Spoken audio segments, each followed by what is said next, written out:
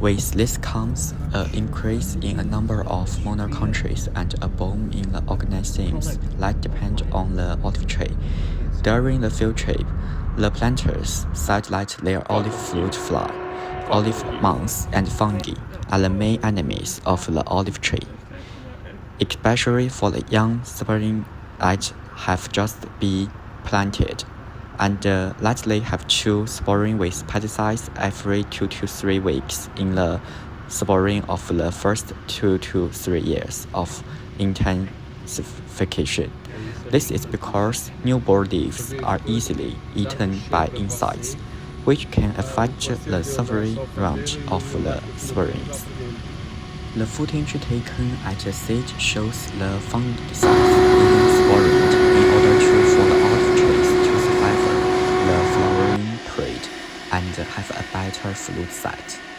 At the same time, the olive grandeur said that the use of fertilizer sprayings to keep a nitrogen fertilizer on the leaves would make the leaves grow better.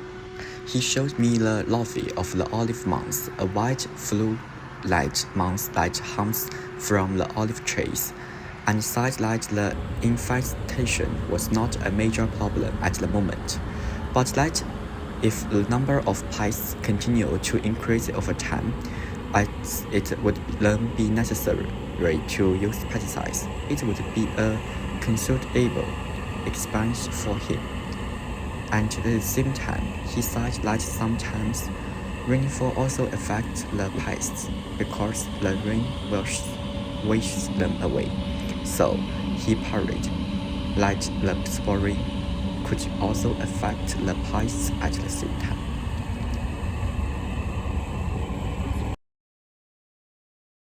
Here is a GIF picture to showing the spraying pesticides, and the whole plantations were affected by the pesticides.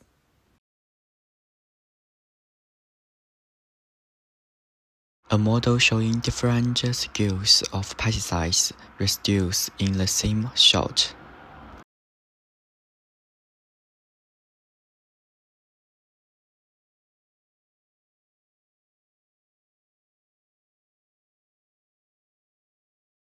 The plantation owner showing larvae of olive moths to me. To zoom in on olive moths larvae. The reason why there's a lot of this on the trees now is because there have not been raining this year.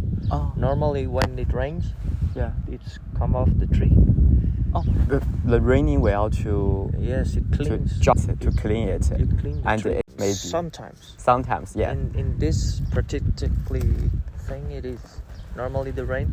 Normalmente a chuva. Pois ajuda nesse aspecto. Long time, so Yeah. this year actually there have not been winter. You Yeah. know, no raining winter.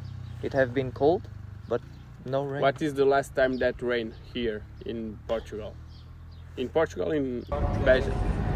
It December? rains. Yeah. Maybe December, yes.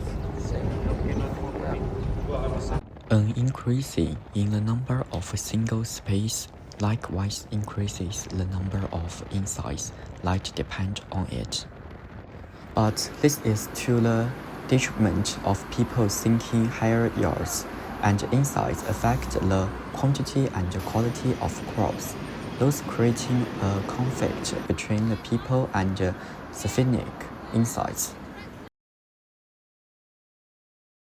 A process known as biomagnification, in which levels of substances such as pesticides increase as they move up to food chains. This show below for two nature enemies for the olive moth.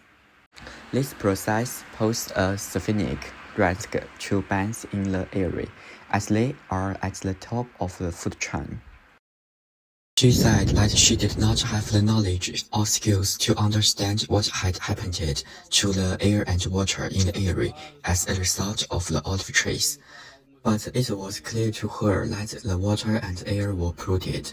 Told about her previous life, where she grew vegetables and fruit for her own consumption and did not use chemical pesticides. She also raised chickens and ducks, from 20 before to only 3 now, because the whole environment is interactive. The environment has changed since the intensive olive farming was introduced here, and she has lost confidence in her products because they were polluted. She also describes how in her daily life, where water is not used and she usually goes to buy bottled water, which means a high cost of living and inconvenience. The water and air are polluted with chemicals and the soil is constantly affected by the irrigation, spraying of chemicals and more. As Maria describes, the control of a profit-driven capitalist elite behind the super-intensive olive plantation is having a profound impact on our environment and communities. A culture that often ignores the activities and contribution of elites such as Maria and the inside community, who are not giving any weight. In addition to the toxic trust of the chemicals themselves, this cultural erosion diverts our attention more than anything else.